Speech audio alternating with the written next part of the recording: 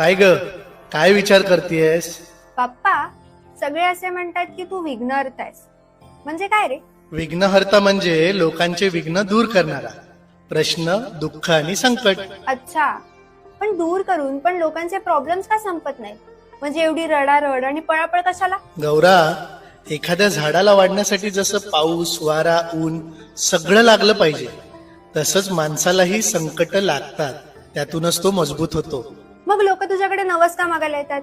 हे दे, ते दे, हे सोडव, ते सोडव. मी प्रत्येक मागणी पूर्ण करत नाही ग, कारण सगळं मिळालं तर शिकणं थांबतं. मी कधी धीर देतो, कधी संयम शिकवतो, कधी योग्य वेळी योग्य गोष्ट मिळवून देतो. नसती गोष्ट लगेच मिळाली तर ती आपलं आयुष्य उद्ध्वस्तही करू शकते.